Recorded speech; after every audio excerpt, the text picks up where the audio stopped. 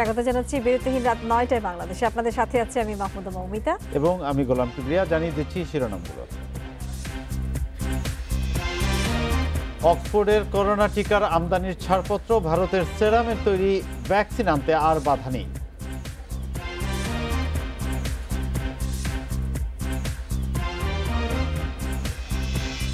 ঢাকার খাল উদ্ধারের রাজনীতিবিদ বা প্রভাবশালী কাউকে ছাড় নয়, উচ্ছেদ অভিযানে মেয়রের হুঁশিয়ারি।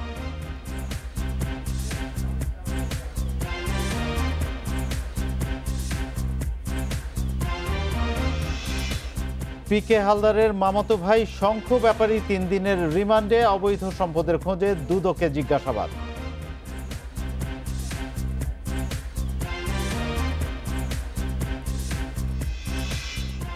শিরোনামগুলো শুনছিলেন, এবার বিস্তারিত। অক্সফোর্ডের করোনা ভ্যাকসিন আমদানির অনুমোদন দিয়েছে ঔষধ প্রশাসন অধিদপ্তর। ফলে ভারতের সেরামে তৈরি করোনা টিকা আনতে আর বাধা নেই। সোমবার দুপুরে বেক্সিমকো ফার্মাসিউটিক্যালস আমদানির অনুমোদন চাইলে যাচাই বাছাই শেষে ছাড়পত্র দেয় ঔষধ প্রশাসন অধিদপ্তর। বেক্সিমকো ফার্মা জানায়, তাদের সঙ্গে সেরামের যে চুক্তি হয়েছে সেটা আন্তর্জাতিক। এ ধরনের চুক্তি বাতিল হওয়ার সুযোগ নেই। প্রতি মাসে 50 লাখ করে 6 মাসে 3 কোটি ডোজ ভ্যাকসিন পাবে বাংলাদেশ। এটি নিয়ে কোনো অনিশ্চয়তা নেই।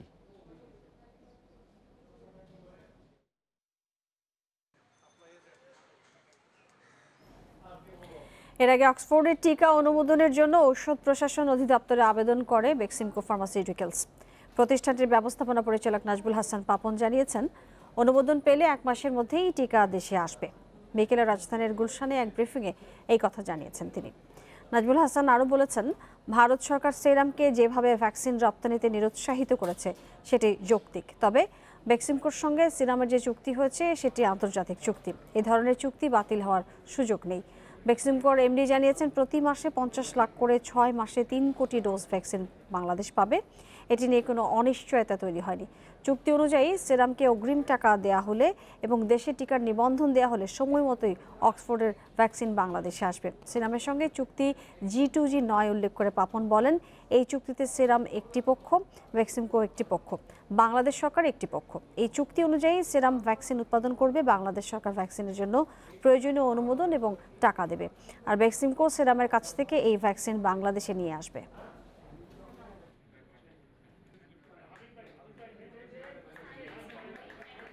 এখানে ইউএসএফডিএ বা ইউকে মেচারে দিয়ে দিয়েছে, ইউরোপিয়ান ইউনিয়ন দিয়ে দেবে উইদিন নেক্সট 3 days। সেখানে মানে WHO না পাওয়ার কোনো কারণই নেই। এখন ওইটার জন্য যদি কেউ বসে থাকতে যায় বসে থাকতে পারে, আমার কোনো আপত্তি নেই।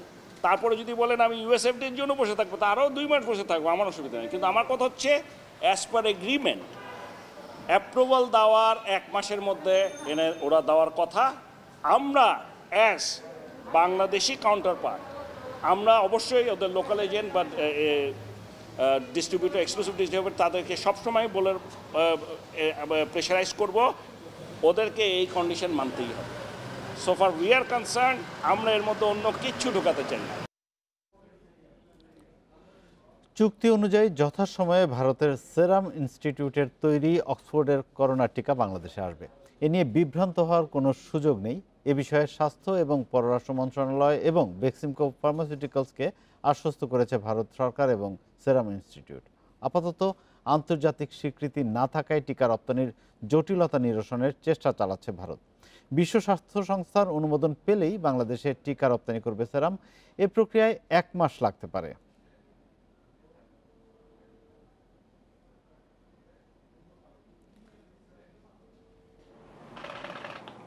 ভারতের সেরাম ইনস্টিটিউট উৎপাদিত অক্সফোর্ডের করোনা ভ্যাকসিন চুক্তি অনুযায়ী যথাসময়ে দেশে আসছে। এ নিয়ে বিভ্রান্ত হবার কোনো সুযোগ নেই। এ বিষয়ে ভারতের পররাষ্ট্র মন্ত্রণালয় ও সেরাম ইনস্টিটিউট স্বাস্থ্য ও পররাষ্ট্রমন্ত্রী এবং আমদানিকারক বেক্সিমকো ফার্মাসিউটিক্যালসকে নিশ্চিত করেছে। স্বাস্থ্য ও পররাষ্ট্র মন্ত্রণালয়ের পক্ষ থেকে ভারত সরকারের সঙ্গে যোগাযোগ করা হলে নয়াদিল্লি জানায়, বিশ্ব স্বাস্থ্য সংস্থার অনুমতি পেলেই সেরামের করোনা টিকা বাংলাদেশে রপ্তানি হবে। এ বিষয়ে আনুষ্ঠানিকতা শেষ করার চেষ্টা চালিয়ে যাচ্ছে ভারত সরকার, যা সম্পূর্ণ হতে 1 মাস সময় লাগবে। তারা এখন তাদের সরকারের অনুমোদন পেয়েছে এবং তারা WHO এর কাছে আবেদন করবে। তা আমরা আশা করি যতটুক আমাদের আলোচনা হয়েছে, সেই আলোচনা অনুযায়ী আমরা এখনো আশ্বস্ত থাকতে পারি যে আমরা হয়তো আমাদের চুক্তি অনুযায়ী আমরা ভ্যাকসিন পাবো। পররাষ্ট্রমন্ত্রীও জানিয়েছেন, ভারতের পররাষ্ট্র মন্ত্রণালয়ের পক্ষ থেকে আশ্বস্ত করা হয়েছে চুক্তি অনুযায়ী যথাসময়ে টিকা পেতে কোনো জটিলতা হবে না। প্রধানমন্ত্রী শেখ হাসিনা এবং ভারতীয় প্রধানমন্ত্রী নরেন্দ্র মোদীর সাথে আলাপ করেই এটা হয়েছে যে বাংলাদেশ প্রথম ভ্যাকসিন পাবে, সুতরাং কোনো ধরনের ব্যান এটার উপর অ্যাপ্লিকেবল হবে না। Regulatory process on vaccine approval এখানে বাংলাদেশের এইটা এখনও পেন্ডিং আছে, আমাদের সময় আছে, এর মধ্যেই চলে যাবে। তো সুতরাং নোবডি হ্যাজ টু ওয়ারি, এইটা নিয়ে কোনো চিন্তার কোনো কারণ নাই, ভ্যাকসিন যথাসময়ে আসবে। বেক্সিমকো ফার্মা জানিয়েছে, সেরাম ইনস্টিটিউটের সঙ্গে চুক্তির কোনো ব্যত্যয় হয়নি। শর্ত অনুযায়ী টিকা আনার প্রক্রিয়া চলমান। আমাদের সাথে ওনাদের যেটা আছে যে এটা তো ওনাদের দেশ থেকে দিয়েছে, বাট আমাদের দেশ যখন এটার জন্য অ্যাপ্রুভাল দিবে, রাইট, আমাদের দেশের ডিজিডিএ, তারপর থেকে ওনারা 1 মাসের মধ্যে অ্যারেঞ্জ করে পাঠাবে আর কি। তো লেটস সি, আমরা এগুলো নিয়ে আলাপ করছি। আমাদের এগ্রিমেন্টে যেভাবে আছে যে 1 মাসের মধ্যে আমরা পাবো আমাদের লোকাল রেগুলেটরি অ্যাপ্রুভালের পরে, আমরা কনফিডেন্ট যে আসলে এটা আমরা পাবো আর কি। যুক্তরাজ্যের অক্সফোর্ড বিশ্ববিদ্যালয় ও ঔষধ কোম্পানি অ্যাস্ট্রাজেনেকার তৈরি করোনার টিকা ভারতে উৎপাদন করছে সেরাম ইনস্টিটিউট। অক্সফোর্ড ও অ্যাস্ট্রাজেনেকার এই টিকা সেরাম তৈরি করবে কোভিশিল্ড নামে, যা আমদানির জন্য গত 13 ডিসেম্বর সেরাম ইনস্টিটিউট ও বেক্সিমকো ফার্মাসিউটিক্যালসের চুক্তি হয়। সেই অনুযায়ী 6 মাসে 50 লাখ করে মোট 3 কোটি টিকা পাবার কথা বাংলাদেশের। নাফিজাতুল্লাহ, ইন্ডিপেন্ডেন্ট নিউজ, ঢাকা। এদিকে অক্সফোর্ড অ্যাস্ট্রাজেনেকার করোনা ভ্যাকসিন ভারতের অভ্যন্তরীণ বাজারে বিক্রির জন্য প্রস্তুত বলে জানিয়েছে এর উৎপাদনকারী প্রতিষ্ঠান সেরাম ইনস্টিটিউট। প্রতিষ্ঠানটির প্রধান নির্বাহী জানিয়েছেন, কোভিশিল্ডের 5 কোটি ডোজ প্রস্তুত রয়েছে। এরই মধ্যে টিকার দামও নির্ধারণ করেছে সেরাম ইনস্টিটিউট। সাধারণ মানুষের জন্য 1000 রুপি এবং সরকারের কাছে কোভিশিল্ডের প্রতি ডোজ টিকা 200 রুপিতে বিক্রি করা হবে বলে জানিয়েছে সংস্থাটি। মার্চের মধ্যে কোভিশিল্ডের 10 কোটি ডোজ তৈরির পরিকল্পনার কথা আগেই জানিয়েছিল প্রতিষ্ঠানটি। রোববার ভারত সরকারের চূড়ান্ত অনুমোদন পায় অক্সফোর্ডের ভ্যাকসিন কোভিশিল্ড। প্রথম দফায় 30 কোটি নাগরিককে টিকা কর্মসূচির আওতায় আনার ঘোষণা দিয়েছে মোদী সরকার। এর মধ্যে সবার আগে পাবে 1 কোটি স্বাস্থ্যকর্মী এবং 2 কোটি প্রথম সারির করোনা যোদ্ধা।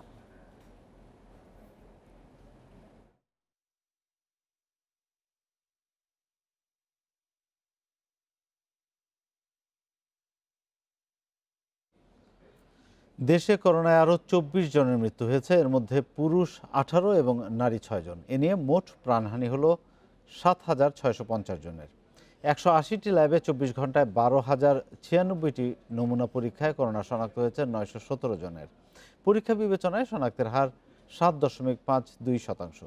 সোমবার স্বাস্থ্য অধিদপ্তরের বিজ্ঞপ্তিতে জানানো হয়, দেশে মোট করোনা আক্রান্তের সংখ্যা দাঁড়ালো 5,16,929 জনে। সুস্থ হয়েছেন আরও 917 জন। এ নিয়ে মোট সুস্থ 4,61,515 জন।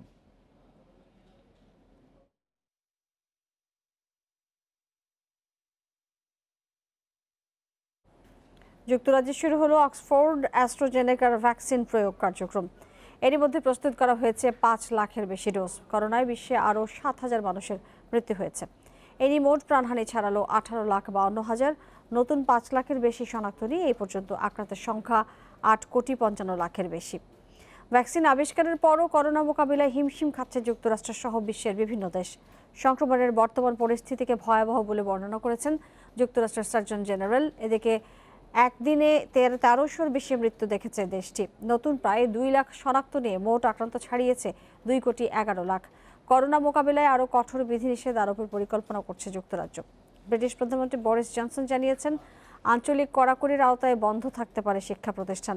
এর আগে দেশ জুড়ে কড়াকড়ি আরোপের প্রস্তাব করেন লেবার নেতা স্যার কেইর স্টারমার। রোববার টানা 6ষ্ঠ দিনের মতো যুক্তরাজ্যে আক্রান্তের সংখ্যা ছিল 50,000-এর বেশি।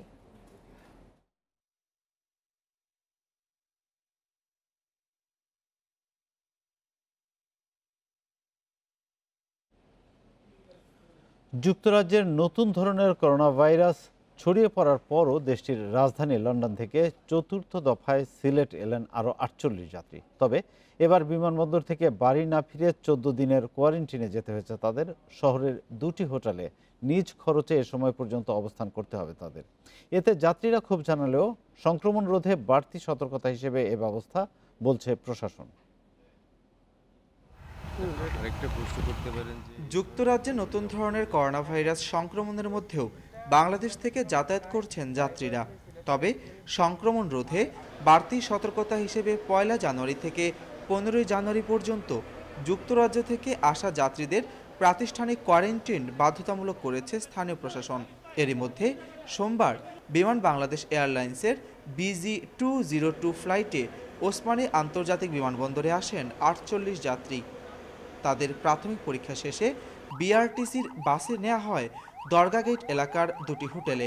কোয়ারেন্টাইনের যে নির্দেশনা আসছে তার মাধ্যমে আমাদের যে জেলা প্রশাসন থেকে যে সমন্বয় করা হয়েছে সেই সমন্বয়ের ভিত্তিতে তাদের জন্য নির্ধারিত হোটেলে নিয়ে যাওয়া হবে। সংক্রমণ রোধে এসব যাত্রীদের জন্য বিশেষ ব্যবস্থা নিয়েছে হোটেল কর্তৃপক্ষ। আর কোয়ারেন্টিনের নিয়মকানুন মানা হচ্ছে কিনা তা দেখভালের জন্য মোতায়েন রয়েছে পুলিশ। এই 2টা ফ্লোরের যারা থাকবে, যারা সেবা দান করবে, যারা সার্ভিস প্রোভাইড করবে, তাদেরকেও কিন্তু আমরা আলাদাভাবে পোশাক আমরা সেপারেটলি আমরা হ্যান্ডেল করব। এবং ইনফ্যান্ট একজন সহ 42 জন বাধ্যতামূলক কোয়ারেন্টাইন হওয়ার জন্য সিভিল সার্জন মহোদয় কর্তৃক নির্ধারিত যে হোটেল, সেই হোটেলে নেওয়া হয়েছে। তার নিজ খরচে সেখানে 14 দিন থাকবেন। করোনা পরীক্ষার নেগেটিভ সার্টিফিকেট থাকার পরও প্রাতিষ্ঠানিক কোয়ারেন্টিনে নিজ খরচে থাকার জন্য ক্ষোভ জানিয়েছেন আগত যাত্রীরা। বর্তমান সরকারের যে উদ্যোগটা নিয়েছে, আমরা জানি যে আসার পরে হোটেলও থাকা লাগবো, আমরা বুঝি যে আইরা তানো লাগেও বলা 14 দিন পরে আমরা দেখা করবো, কিন্তু খুব কষ্ট লাগে। কিন্তু বাংলাদেশের স্বার্থর কারণে আমরা সবটা রাজি। দেশে এসেও বাড়ি যাওয়ার সুযোগ না পাওয়ায় যুক্তরাজ্য প্রবাসী অনেকেই দেশে ফেরার আগ্রহ হারিয়ে ফেলেছেন। তবে বিষয়টিকে ইতিবাচক হিসেবে দেখছেন তাদের পরিবার। মাধব কর্মকার, ইন্ডিপেন্ডেন্ট নিউজ, সিলেট। আবাসিক হল না খুলেই পরীক্ষা শুরু করতে যাচ্ছে ঢাকা বিশ্ববিদ্যালয় কর্তৃপক্ষ। এমনকি চলছে নতুন বর্ষে ভর্তির প্রক্রিয়াও। এতে করে আবাসন সংকটে পড়ে চরম ভোগান্তিতে শিক্ষার্থীরা।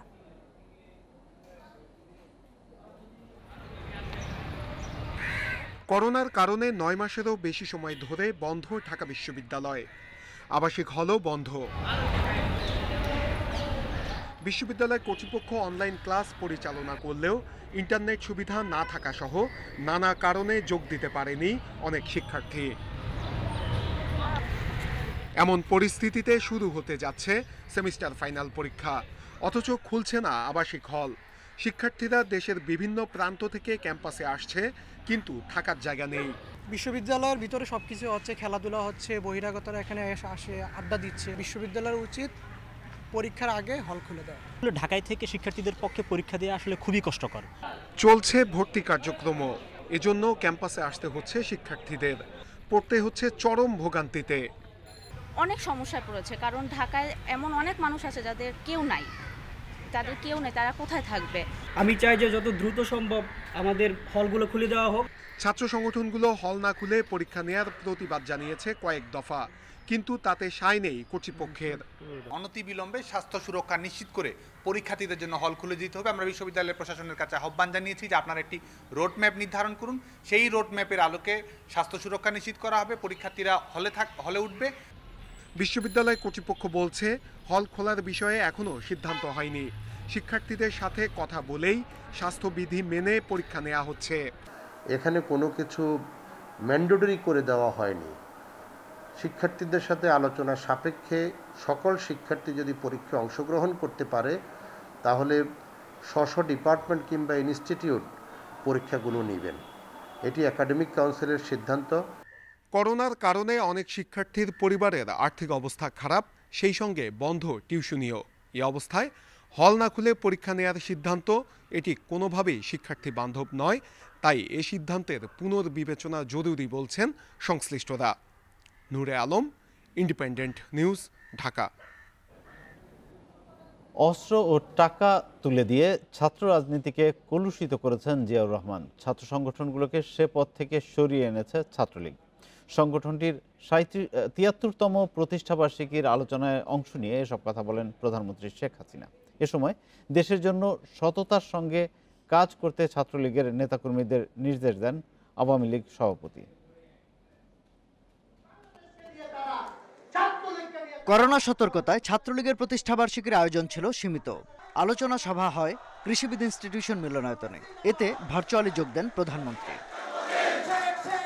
সভায় সাবেক ও বর্তমান 4 সভাপতি ও সাধারণ সম্পাদকের বক্তব্যে উঠে আসে ছাত্রলীগের ঐতিহ্য।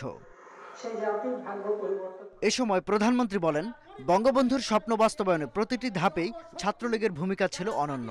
তবে ৭৫-এ বঙ্গবন্ধু হত্যার পর সামরিক শাসনের কবলে ব্যাপকভাবে ক্ষতিগ্রস্ত হয় ছাত্র রাজনীতি। জিয়াউর রহমান যখন অবৈধভাবে সংবিধান লঙ্ঘন করে হত্যাকে ষড়যন্ত্রের মধ্য দিয়ে নিজেকে রাষ্ট্রপতি ঘোষণা দিয়ে ক্ষমতায় বসলো, এবং এরপর তার যে কাজ ছিল ছাত্রলীগের নেতা কর্মীদের উপর জুলুম অত্যাচার। একদিকে তাদেরকে প্রলোভন দিয়ে দলে টানানোর চেষ্টা, আর সেটা না হলে তাদেরকে গুম খুন হত্যা করা। আমাদের বহু মেধাবীদের হাতে অস্ত্র আর অর্থ তুলে দিয়ে তাদের বিপথে পরিচালিত করেছিল। ছাত্রলীগের একতরফা সমালোচনার বিষয়ে নেতাকর্মীদের সতর্ক থাকার আহ্বান জানান প্রধানমন্ত্রী শেখ হাসিনা। যে জাতির পিতার আদর্শ নিয়ে নিজেদেরকে করে তোলো, দেশপ্রেমে উদ্বুদ্ধ হও, এবং ছাত্রলীগ বাংলাদেশের প্রতিটি অর্জনে অগ্রণী ভূমিকা নিয়েছে। এই ঐতিহ্যের কথা মনে রেখে এই সংগঠন উপমহাদেশে একটি সবথেকে প্রাচীন সংগঠন, এই সংগঠনটাকে শক্তিশালী করে তোমরা গড়ে তুলবে, সেটাই আমরা চাই। করোনাকালে ছাত্রলীগের ভূমিকার প্রশংসা করেন আওয়ামী লীগ সভাপতি। বঙ্গবন্ধুর আদর্শ ও ত্যাগ থেকে শিক্ষা নিয়ে ভবিষ্যতের জন্য নিজেদের তৈরি করার আহ্বান জানান তিনি। শাহাদাত স্বপন, ইন্ডিপেন্ডেন্ট নিউজ, ঢাকা।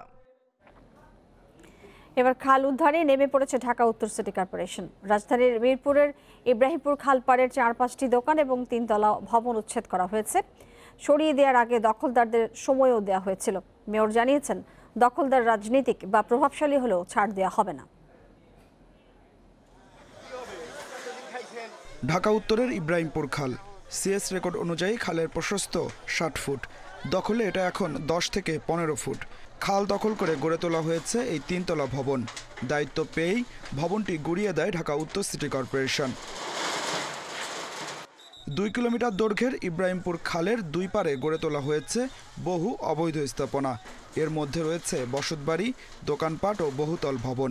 উচ্ছেদে ক্ষতিগ্রস্ত ব্যবসায়ীরা বলছেন, তথ্য গোপন করে তাদের জায়গা ভাড়া দিয়েছিল দখলদার। আমার বাবা 30 বছর যাবত এখানে ব্যবসা করে আসতেছে, তো আমরা ব্যবসা করতেছি, কখনো এরকম উচ্ছেদ অভিযান হয় নাই। অ্যাডভান্স ছাড়া দোকানে নেই, অ্যাডভান্স নিয়ে নিচ্ছি এবং বৈধ দোকান নিচ্ছি। ওনারা তো বলে না যে পিছনে খালের জায়গা আছে বা কিছু একটা, আমাদেরকে জানায় নাই। ঘটনাস্থলে ছিলেন ঢাকা উত্তরের মেয়র আতিকুল ইসলাম। তিনি জানান, খালপাড়ের সব বহুতল ভবন ভেঙে দেওয়া হবে। পর্যায়ক্রমে অন্যান্য খালও দখলমুক্ত করা হবে। সামনের বর্ষা মৌসুমে ঢাকাবাসী জলাবদ্ধতা থেকে মুক্তি পাবে বলে আশা করেন মেয়র। ম্যাপের ভিতরে যত ক্ষমতাবান থাকুক না কেন, যত রাজনৈতিক প্রভাবশাল থাকুক না কেন, কোনো ধরনের কাউকে কোনো ধরনের দয়া দাক্ষিণ্য দেখানো হবে না। এই উচ্ছেদ অভিযান আমরা চালু করেছি এবং এটা অব্যাহত থাকবে। এদিকে এক সংবাদ সম্মেলনে খাল দখলমুক্ত করে মাস্টার প্ল্যান অনুযায়ী কাজ করার পরামর্শ দিয়েছেন ওয়াসার ব্যবস্থাপনা পরিচালক। যেহেতু ওনারা নির্বাচিত, যেহেতু ওনাদের সাথে জনগণ আছেন, কাজেই ওনারা শুধুমাত্র টেকনোলজি না, সেই সাথে মানুষ দ্বারা মানবিক দিকগুলো দেখে আমাদের ড্রেনেজ ব্যবস্থাটাকে পরিবর্তন করতে সক্ষম হবেন। এর আগে 31 ডিসেম্বর খালের দায়িত্ব বুঝে নেয় ঢাকার 2 সিটি কর্পোরেশন। উত্তরের অংশে রয়েছে 15 খাল আর দক্ষিণে 11টি। Adilur Rahman, independent news, Dhaka. রাজধানী জুড়েই মশার উপদ্রব। অতিষ্ঠ নগরবাসীর অভিযোগ, সন্ধ্যার পর ঘরে থাকাই মুশকিল হয়ে পড়েছে। মশা নিধন কার্যক্রম এবং ব্যবহৃত ওষুধের মান নিয়েও উঠেছে প্রশ্ন। জনপ্রতিনিধিরা বলছেন, মশা নিধনে আরও বেশি ওষুধ প্রয়োজন, তবে সিটি কর্পোরেশন বলছে চাহিদা অনুযায়ী ওষুধ সরবরাহ করা হচ্ছে। শীত শুরুর আগেই রাজধানীতে বাড়তে থাকে মশার উপদ্রব। সেই উপদ্রব তো কমেই নেই, বরং বেড়েছে দিন দিন। রাজধানীর মিরপুর, মোহাম্মদপুর, আগারগাঁও, উত্তরা, খিলগাঁও, মুগদা সহ বেশ কিছু এলাকায় সন্ধ্যার পর শুরু হয় মশার রাজত্ব। সবচেয়ে বেশি বিপদে জলাশয়ের আশপাশের এলাকার বাসিন্দারা। মশার ওষুধ দিয়ে তো কোনো লাভ নাই, এই যে মশাই থাকতে থাকে, মশাই বেশি হয়। আর যতই ওষুধ দিতেছে কোনো কাজ আইতেছে না, মানুষের দেখা যায় অস্থির আরো বাড়তেছে। দেখা যায় এখানটা ওষুধ দিতেছে আর এখানে আরো দেখা যায় বৃদ্ধি পাইতেছে, যেমন মনে হয় যে মশা মানে তার আলগিটা লইয়ে যায় এই অবস্থা। দোয়া হয়, সবকিছু হয়, কিন্তু আমি মনে হচ্ছে যে এই মানে যে আপনার দিচ্ছে, যে ওষুধ দিচ্ছে, ওষুধটা মানসম্পন্ন মনে হয় না। তবে জনপ্রতিনিধিরা বলছেন মশা নিয়ন্ত্রণে আরও বেশি ওষুধ প্রয়োজন। জনবল সংকটের কথাও জানাচ্ছেন তারা। চাহিদার তুলনায় অপ্রতুল, আরও ঔষধ দরকার, মেশিন যা আছে তাতে চলবে, কিন্তু ঔষধের আরও প্রয়োজন এবং ঔষধের গুণগত মান যেন যথাযথ হয়। সিটি কর্পোরেশনের কর্মকর্তারা বলছেন এখন যে মশার উপদ্রব তা কিউলেক্স প্রজাতির। এই মশা নিয়ন্ত্রণে নোভালুরন ওষুধ ব্যবহার করা হচ্ছে। এটি সবচেয়ে ভালো ওষুধ বলেও দাবি তাদের। খালে ড্রেনে ব্যবহারের পর এর মেয়াদ থাকে 90 দিন পর্যন্ত। এছাড়া ওষুধের ঘাটতি নেই বলেও জানিয়েছেন তারা। কিন্তু এই সময় একটু সমস্যা হয়, সেটা আমরা স্বীকার করি, বাট বৃদ্ধির সাথে সাথে কিন্তু আমরাও কাজ করে যাচ্ছি, কারণ মশার তো কোনো বাউন্ডারি নেই। আমরা এক জায়গা ঠিক করলাম, আরেক জায়গায় যদি নাও থাকতে পারে ওখান থেকে চলে আসে। বাট প্রতি সপ্তাহে আমরা বসি, প্রতি সপ্তাহে আমরা পর্যালোচনা করছি, যেখানে আমরা ত্রুটি পাচ্ছি সেখানে আমরা আমাদের কাজ, আমাদের ফোর্স আমরা বাড়াই দিচ্ছি। কীট তত্ত্ববিদরা বলছেন মধ্য জানুয়ারির মধ্যে যদি কিউলেক্স মশার বংশবৃদ্ধি নিয়ন্ত্রণে আনা না যায় তবে পরিস্থিতি সামাল দেওয়া কঠিন হয়ে পড়বে। বন ইবনে কামাল, ইন্ডিপেন্ডেন্ট নিউজ, ঢাকা। অভিনব কায়দায় কাভার্ড ভ্যানে গাঁজা পরিবহনের সময় 45 কেজি গাঁজা সহ 2 জনকে গ্রেপ্তার করেছে পুলিশের গোয়েন্দা বিভাগ। রোববার রাজধানীর কদমতলী থেকে তাদের গ্রেপ্তার করা হয়। তাদের বিরুদ্ধে কদমতলী থানায় মামলা হয়েছে। ডিবির অতিরিক্ত কমিশনার AKM হাফিজ আক্তার জানিয়েছেন, গোপন খবরের ভিত্তিতে ঢাকা মহানগর গোয়েন্দা পুলিশের তেজগাঁও বিভাগ ওই কাভার্ড ভ্যানে তল্লাশি করে। ভ্যানের ভেতরে অভিনব কৌশলে একটি গোপন কুঠুরি তৈরি করেছিল তারা। গাড়ির ড্যাশবোর্ড থেকে বিশেষ একটি সুইচের মাধ্যমে ওই কুঠুরির হাইড্রোলিক দরজা খোলা বা লাগানো যেত। মাদক পরিবহনের জন্য গাড়ির ওই গোপন কুঠুরি ব্যবহার করা হতো। কাভার্ড ভ্যানের মালিককে খোঁজা হচ্ছে। প্রাথমিক জিজ্ঞাসাবাদে গ্রেপ্তারকৃতরা জানিয়েছেন, ব্রাহ্মণবাড়িয়া থেকে গাঁজাগুলো বিক্রির উদ্দেশ্যে ঢাকায় আনা হয়েছিল। ডিবি প্রধান জানান, সীমান্ত থেকে প্রতিনিয়ত দেশে ঢুকছে গাঁজা।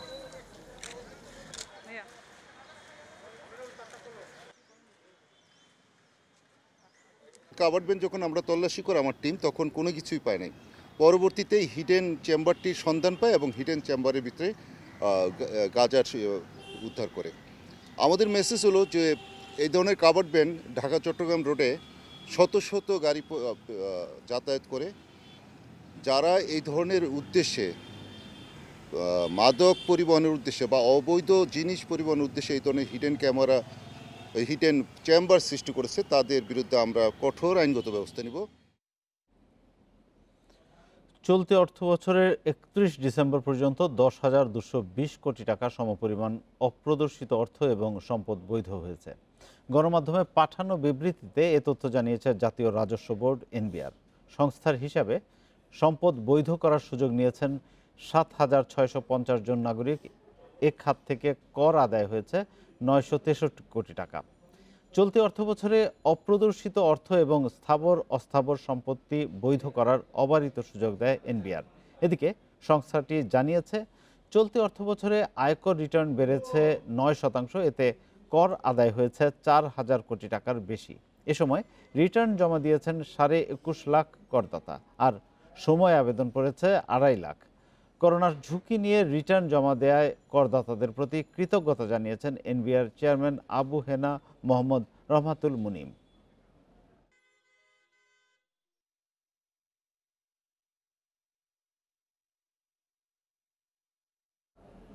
সংসদ সদস্য শহীদুল ইসলাম পাপুলের পরিবার অর্থ পাচার করেনি মর্মে বাংলাদেশ ব্যাংকের চিঠির সত্যতা যাচাই করতে NRB কমার্শিয়াল ব্যাংকের MD-কে তলব করেছে হাইকোর্ট। আগামী 12 জানুয়ারি তাকে হাজির হয়ে ব্যাখ্যা দিতে হবে। বিচারপতি নজরুল ইসলাম তালুকদার এবং বিচারপতি মোহাম্মদ সোহেলের বেঞ্চ আজ এই আদেশ দিয়েছেন।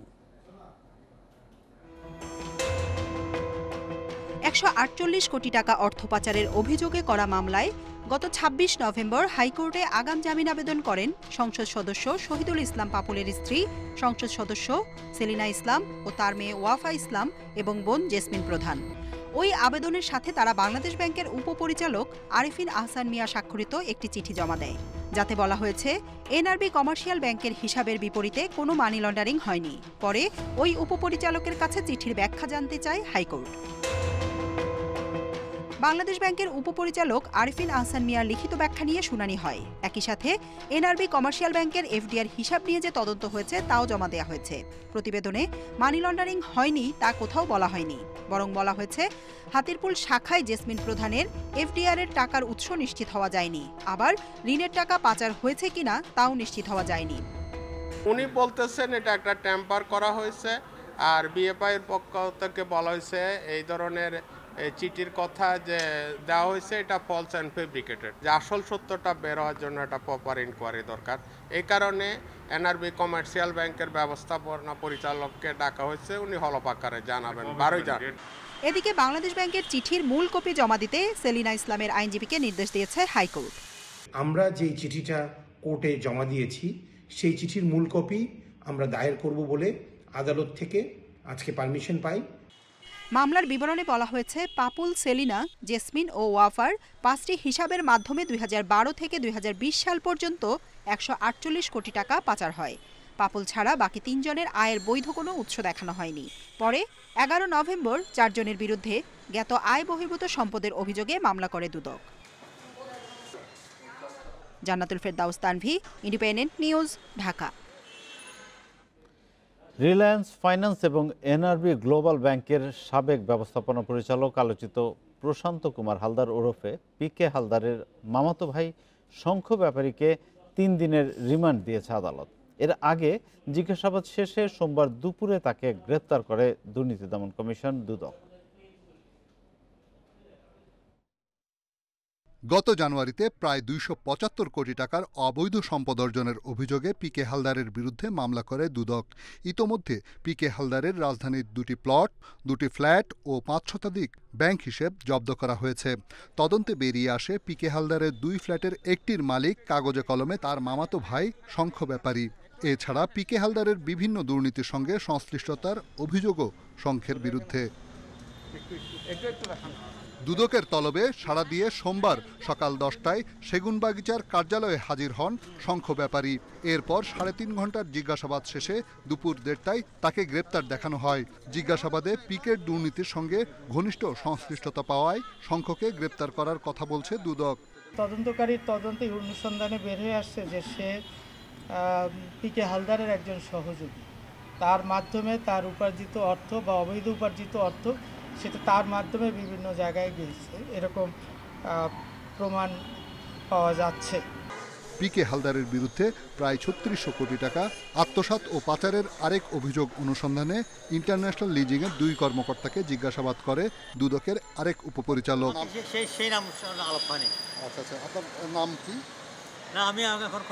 পিকে হালদারের দুর্নীতি সংশ্লিষ্টতায় এখন পর্যন্ত 150 ব্যক্তিকে জিজ্ঞাসাবাদ করেছে দুদক। রিশাদ হুদা, ইন্ডিপেন্ডেন্ট নিউজ, ঢাকা। টাইগার ক্রিকেটে বড় খবর, বাংলাদেশ দল থেকে বাদ পড়েছেন সফল অধিনায়ক মাশরাফি বিন মুর্তজা। 2023 বিশ্বকাপের কথা মাথায় রেখে ছেঁটে ফেলা হয়েছে ম্যাচকে। ভবিষ্যতে দলের সুযোগ পাওয়ার সম্ভাবনা নেই বললেই চলে। প্রধান নির্বাচক তাদের এবং বিসিবির পরিকল্পনা স্পষ্ট করে জানিয়েছেন। আর মাশরাফির না থাকা ড্রেসিং রুমে তৈরি করবে শূন্যতা বলছেন সতীর্থ wicket keeper batsman Nurul Hasan সোহান।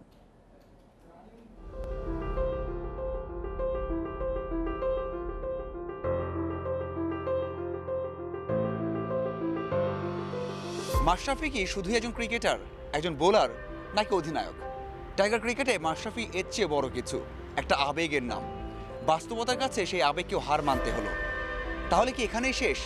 আর কখনো কি জাতীয় দলে ফিরতে পারবেন? নির্বাচকদের পরিকল্পনা কি? বিসিবি কখনো কি মাশরাফিকে আবারও দলে ডাকবে? সিদ্ধান্তটা অনেক আলোচনার পরেই কিন্তু সিদ্ধান্তের মধ্যে এসেছি, এবং বাংলাদেশ ক্রিকেটের জন্য এটা আমরা আমাদের দেশের ক্রিকেটের কথা চিন্তা করে আগামীতে এগিয়ে যাওয়ার কথা চিন্তা করে এই সিদ্ধান্ত নিয়েছি। ইয়াং প্লেয়ারদের এক্সপোজার তো আমাদের দিতে হবে।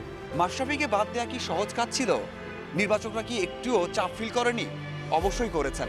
তবে ভালোর জন্য 2023 বিশ্বকাপের জন্য এরকম সিদ্ধান্ত নিতে হয়েছে, যেখানে অধিনায়ক, কোচ এবং কোচিং স্টাফরাও মতামত দিয়েছেন। সবার প্রত্যাশা ছিল ভালো একটা দল গঠন করা, যেন 2023 বিশ্বকাপে ভালো করতে পারে টিম বাংলাদেশ।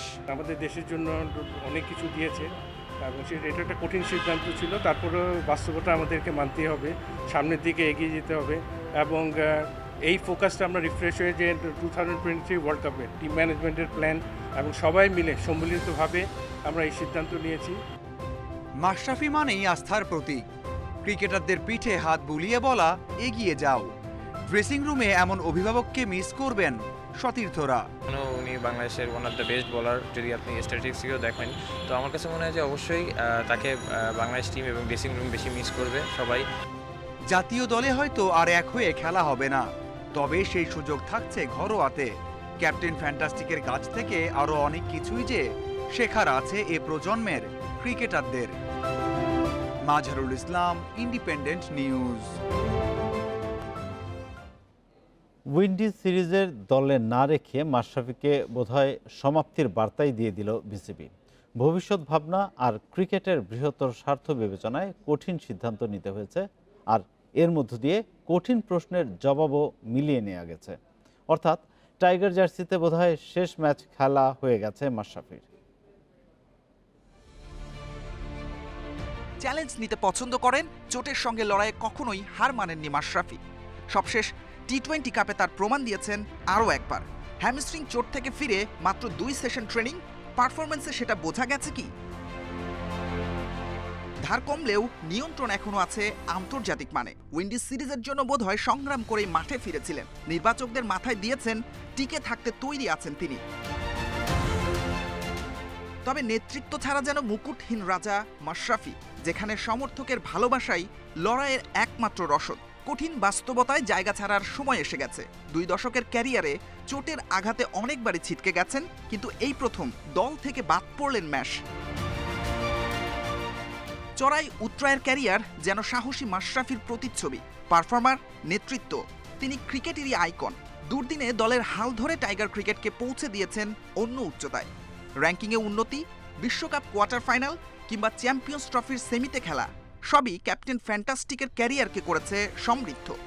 2001 সালে আমার ডেবু হয়, তখন আমি তরুণের আইকন ছিলাম না, তো আমি শুধু আমার কাজটা মন দিয়ে করে গেছি। টি-20 থেকে অবসরের সিদ্ধান্ত নিয়েছিলেন হুট করে। টেস্ট ক্রিকেটকে বিদায় বলেননি আনুষ্ঠানিকভাবে। ওডিআই ভাগ্যও কি একই পথে আটকে গেল?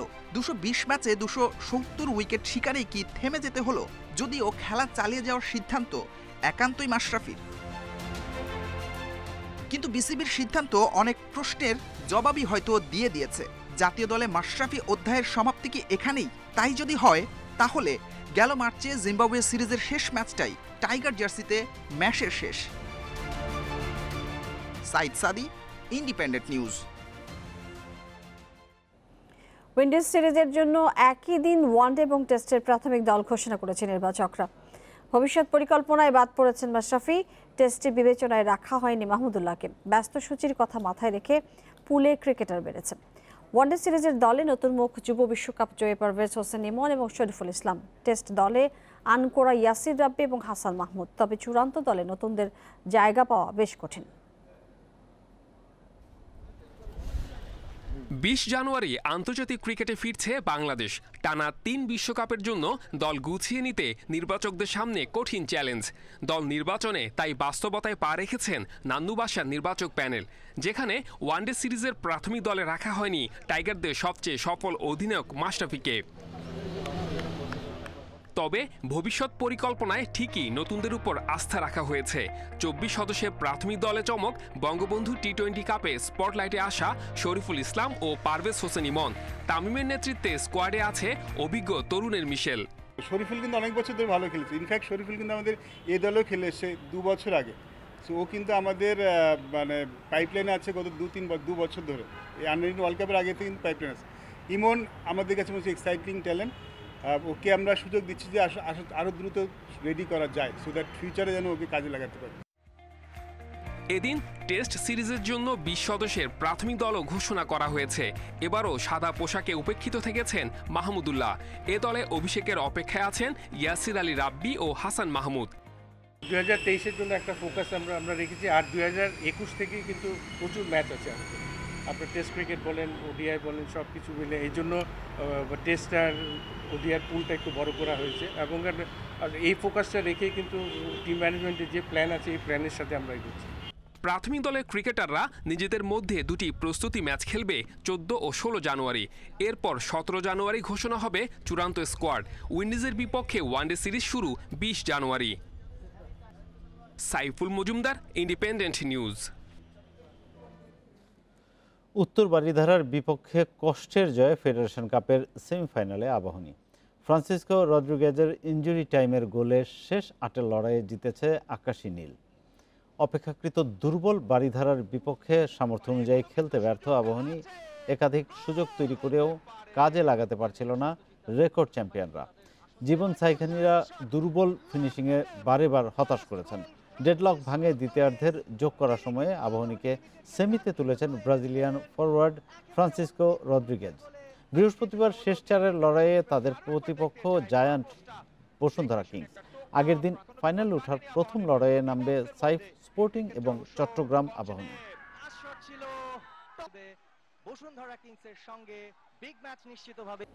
ঢাকা 7 আসনের সংসদ সদস্য হাজী সেলিমের পুত্র ইরফান সেলিমকে অস্ত্র এবং মাদক মামলা থেকে অব্যাহতির সুপারিশ করে আদালতে চূড়ান্ত প্রতিবেদন জমা দিয়েছে পুলিশ।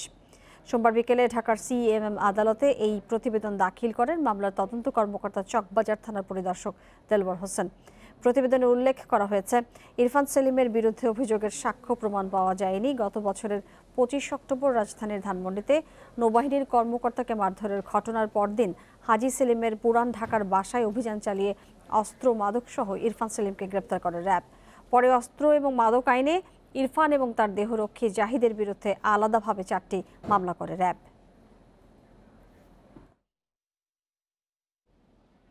সুনামগঞ্জের দিরায়ে চলন্ত বাসে কলেজ ছাত্রী ধর্ষণ চেষ্টা মামলার প্রধান আসামি শহীদ মিয়ার 3 দিন রিমান্ড মঞ্জুর করেছে আদালত। দুপুরে চিফ জুডিশিয়াল ম্যাজিস্ট্রেট আদালতের বিচারক রাগিব নূর শুনানি শেষে এ আদেশ দেন। এর আগে আদালতে হাজির করে 5 দিনের রিমান্ড আবেদন করেন মামলার তদন্ত কর্মকর্তা এবং দিরাই থানার উপপরিদর্শক রাজেশ বড়ুয়া। শনিবার ভোরে তাকে শহরের পুরাতন বাস স্ট্যান্ড এলাকা থেকে গ্রেপ্তার করে সিআইডি। রোববার সিআইডি সদর দপ্তরে সংবাদ সম্মেলন করে তাকে পুলিশের কাছে হস্তান্তর করা হয়। এর আগে 27 ডিসেম্বর বাস চালকের সহকারী রশিদ আহমেদকে ছাতকের বুড়াইগাঁও থেকে গ্রেপ্তার করে সিলেট পিবিআই। গত 26 ডিসেম্বর সিলেটের লামাকাজি থেকে দিরায়ে যাওয়ার পথে চলন্ত বাসে একা পেয়ে ওই কলেজ ছাত্রীকে ধর্ষণ চেষ্টা করে চালক এবং তার সহকারী।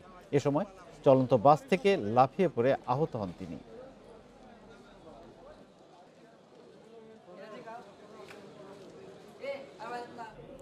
বরিশালে ডিবি পুলিশের নির্যাতনে কলেজ ছাত্র রেজাউলের মৃত্যুর প্রতিবাদে মানববন্ধন এবং বিক্ষোভ করেছে আইনজীবীরা।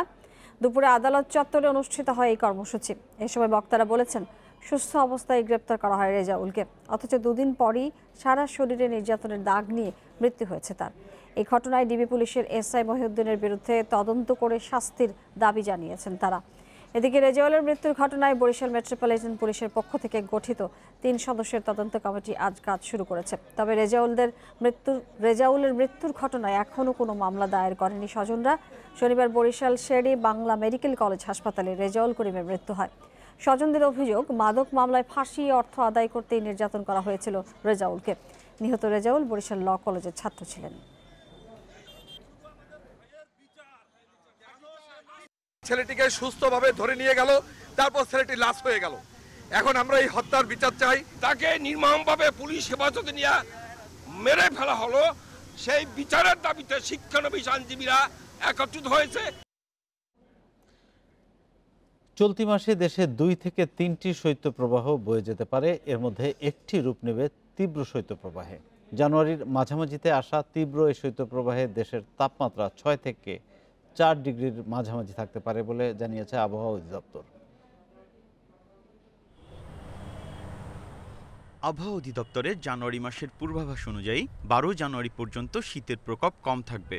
এ সময় দিনের তাপমাত্রা কিছুটা কম থাকলেও বাড়বে রাতের তাপমাত্রা। রাতের তাপমাত্রা বাড়বে এবং দিনের তাপমাত্রাটা কিছু কমবে। যেভাবে ঘন কুয়াশার পরিমাণটাও কমে যাবে, কিন্তু ভোররাত্রে এবং দেশের উত্তর পূর্ব উত্তর পশ্চিম অঞ্চল এবং মধ্য অঞ্চল পর্যন্ত হালকা থেকে মাঝারি ধরনের কুয়াশা পড়বে। আর আগামী প্রায় এক সপ্তাহের মধ্যেও তেমন মধ্যম শৈত্যপ্রবাহ তীব্র শৈত্যপ্রবাহের সম্ভাবনা নেই। জানুয়ারির মাঝামাঝিতে উত্তর উত্তর পূর্বাঞ্চল, উত্তর পশ্চিমাঞ্চল ও মধ্যাঞ্চলে এবং নদ নদীর অববাহিকায় মাঝারি থেকে ঘন কুয়াশা এবং অন্য স্থানে হালকা থেকে মাঝারি কুয়াশা পড়তে পারে। তীব্র শৈত্যপ্রবাহ বয়ে যেতে পারে এসব অঞ্চলে। জানুয়ারি মাসে 1 থেকে 3টা মৃদু থেকে মাঝারি শৈত্যপ্রবাহ, ওর ভিতর একটা তীব্র শৈত্যপ্রবাহের সম্ভাবনা রয়েছে। এই তীব্র শৈত্যপ্রবাহটা উত্তরবঙ্গে যারা রংপুর ডিভিশন অথবা রাজশাহী ডিভিশনে যে কোনো এক জায়গায় তীব্র শৈত্যপ্রবাহ বয়ে যেতে পারে। 6 ডিগ্রি বা 6 ডিগ্রির কাছাকাছি থাকতে পারে সেই টেম্পারেচারটা। প্রকোপটা থাকবে তেঁতুলিয়া, পঞ্চগড়, রংপুর, রাজশাহী এইসব বিভাগে সাধারণত থাকতে পারে। 2-3 দিন বিরাজ করবে শৈত্যপ্রবাহ। এছাড়া বাতাসে জলীয় বাষ্পের পরিমাণ কম থাকায় অন্যান্য বছরগুলোর তুলনায় জানুয়ারিতে বৃষ্টিপাত স্বাভাবিকের চেয়ে কম হবে বলে জানিয়েছে আবহাওয়া অধিদপ্তর। Biprojit Chanda, Independent news, Dhaka. একসময় গ্রাম বাংলায় তুমুল জনপ্রিয় ছিল ঘোড়দৌড় প্রতিযোগিতা। নানা কারণে হারিয়ে যেতে বসা এই খেলাটি এখনও দর্শক টানে। বিভিন্ন উৎসব আয়োজনে বিনোদনের বাড়তি খোরাক যোগায় গ্রামের মানুষের। এমনই একটি প্রতিযোগিতা হয়ে গেল শেরপুরে, যা দেখতে আশপাশের জেলা থেকেও ভিড় করেন নানান বয়সী মানুষ। গ্রাম বাংলার জনপ্রিয় একটি খেলা ঘোড়দৌড়। নানা সমস্যা আর সংকটে দিন দিন হারিয়ে যেতে বসেছে এই খেলাটি। তবে এখনও কমেনি জনপ্রিয় এই খেলার আবেদন।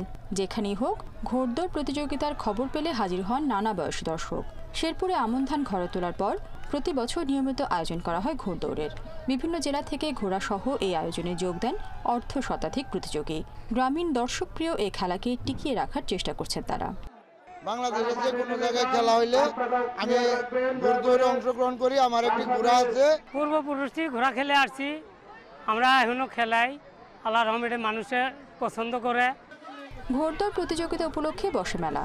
রং বেরঙের নানা পণ্যের পসরা নিয়ে বসেন দোকানিরা, যেখানে শিশু কিশোরদের আনন্দের সঙ্গে মেতে ওঠেন বয়স্করাও। অনেকেই প্রথমবার এই খেলা দেখে মুগ্ধ, আর বয়স্করা চান নিয়মিত আয়োজন। করোনার মধ্য দিয়ে যার স্বল্প পরিসরের মধ্যে দিয়ে যে খেলাটা পরিচালনা করতে যাচ্ছে, এর মধ্যেও হাজার হাজার জনগণের ঢল নেমেছে। সমাজের যারা দায়িত্বশীল আছেন, যারা জনপ্রতিনিধি আছেন, তাদের আন্তরিকতার অভাবে এই খেলাটি আজকে আমরা দেখতে পাই না। নতুন প্রজন্মের শিশুদের দেশীয় সংস্কৃতির প্রতি আকৃষ্ট করতে এবং দেশাত্মবোধ সৃষ্টির জন্য প্রতি বছর এই প্রতিযোগিতা আয়োজনের কথা জানিয়েছেন আয়োজকরা। কয়েক বছর যাবত আমরা এই খেলা আয়োজন করে আসছি। এরই মধ্যে আমরা দেখছি অনেক জনগণের সাড়া এবং কি অনেক ভালোবাসার মাধ্যমে এই খেলা পরিচালিত হয়। বিলুপ্তপ্রায় গ্রামীণ এসব খেলাকে টিকিয়ে রাখতে সরকারি পৃষ্ঠপোষকতা ও নিয়মিত আয়োজনের দাবি জানিয়েছেন শেরপুরবাসী। Independent news desk. আর এই ছিল রাত 9টার বাংলাদেশের খেলার খবরের অংশে। যাওয়ার আগে শিরোনামগুলো আরেকবার। অক্সফোর্ডের করোনা টিকার আমদানির ছাড়পত্র, ভারতের সেরামে তৈরি ভ্যাকসিন আনতে আর বাধা নেই।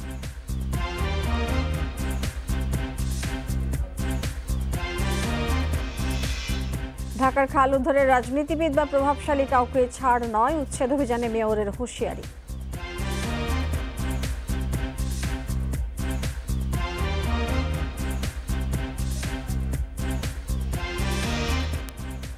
পিকে হালদারের মামাতো ভাই শঙ্খ ব্যাপারী 3 দিনের রিমান্ডে, অবৈধ সম্পদের খোঁজে দুদকের জিজ্ঞাসাবাদ।